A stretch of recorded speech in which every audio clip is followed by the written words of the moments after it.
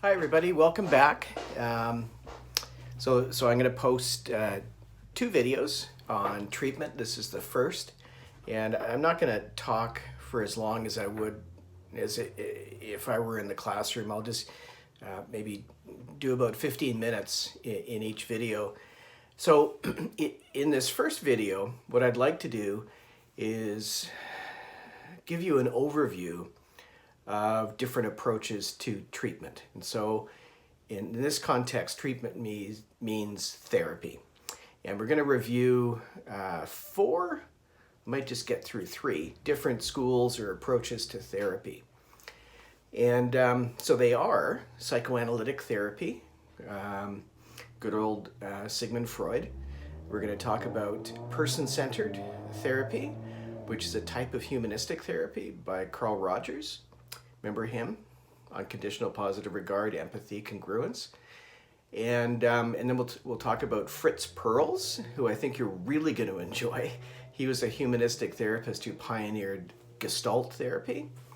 We'll talk about Albert Ellis, who pioneered cognitive therapy, later called cognitive behavior therapy, CBT. And finally, we'll talk about behavior therapy. And then the last section will be on an evaluation of treatment and how effective different types of treatment are. So in this video, I'll maybe just get through Sigmund Freud, Carl Rogers, and Fritz Perls. And again, get the videos, the PowerPoints out in front of you on your screen or in paper. And when we get into Carl Rogers, Fritz Perls, and Albert Ellis, there'll be some links to videos that you can watch featuring those original theorists, those therapists. And so I'll want you to actually, if we were in the classroom, I would have showed those to you, just to give you a flavor for what those, for how those therapists operate. Okay, so we'll start off with Sigmund Freud, and so this is on, I guess the second PowerPoint. So you remember Freud from before, right? And you probably remember his emphasis on unconscious processes. So Freud was he was the pioneer. He pioneered the whole idea of the talking cure, that you can fix somebody, that you can help somebody just simply by talking to them. And what Freud believed is that in order to help clients, you had to help them gain access to their unconscious, which is by definition beyond their conscious awareness. You probably remember an important part of the personality that resides in the unconscious. Remember that part of the personality that wants to go have fun, eat a lot, drink a lot, have sex? That's the id, and it resides in the unconscious. So Freud said that what the therapist needs to do is to somehow give the patient, he called them patients, access to their unconscious. Well, come on, how do you do that? How do you get access to your own unconscious? Any thoughts? Sorry, no, we're not in the classroom. So one of Freud called the royal road to the unconscious our dreams, right? So the Freudian therapist would do dream interpretation, sometimes slips of the tongue, oh, it's really awful to meet you. I mean, it's really nice to meet you, Slips of the tongue sometimes reveal our true inner unconscious thoughts and feelings. So the therapist a Freudian therapist is the expert, okay? And it's not a client, it's a patient.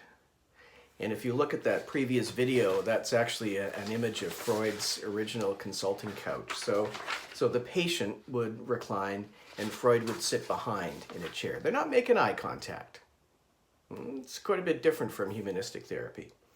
And so what Freud would do is he would challenge the client's resistance and process what he called transference.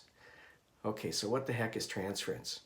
So if I'm a patient and I'm in Freudian therapy, I might transfer, I will often transfer my feelings from some other significant person in my life onto the therapist. So if I'm working through an issue that I have with my dad and the therapist is an older man, maybe I project some of those feelings onto my therapist.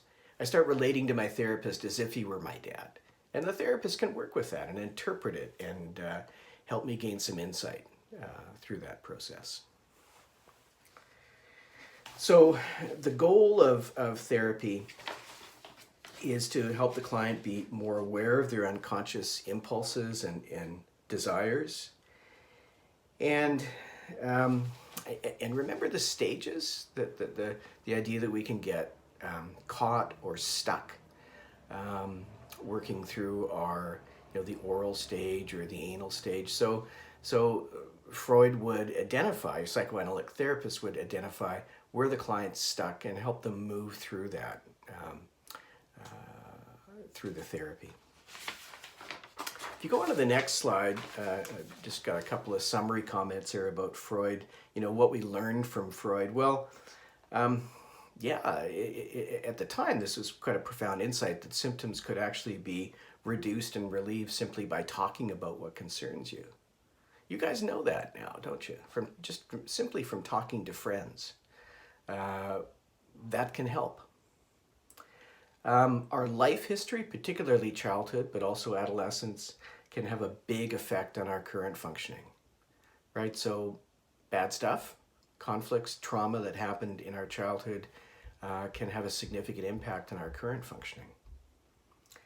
And Freud also, he treated the patient with some social distance. Freudian psychotherapy also taught us that what we call the therapeutic alliance is also really critically important. Okay, so those are some of the key takeaways from Freud. So on to the next slide, humanistic therapy and Carl Rogers. So, all right. I'll do a little bit of an overview and then I'll pause, or you can pause me and actually go and watch the first 7 or 8 minutes of the video featuring Carl Rogers. So his therapy is a type of humanistic therapy. He called it person-centered therapy. And wow, he was fundamentally different from Freud. He came along still some time ago. Carl Rogers has passed away right now. But his therapy really became popular in the 60s and 70s and 80s, and it still influences how current counselors and psychologists are trained today. Basically, Rogers thought that people were good, as opposed to Freud's concept of people being prone to aggressive, unconscious impulses. Freud saw people as good people. As having the potential to self-actualize. I remember that concept both from Carl Rogers and from Abraham Maslow.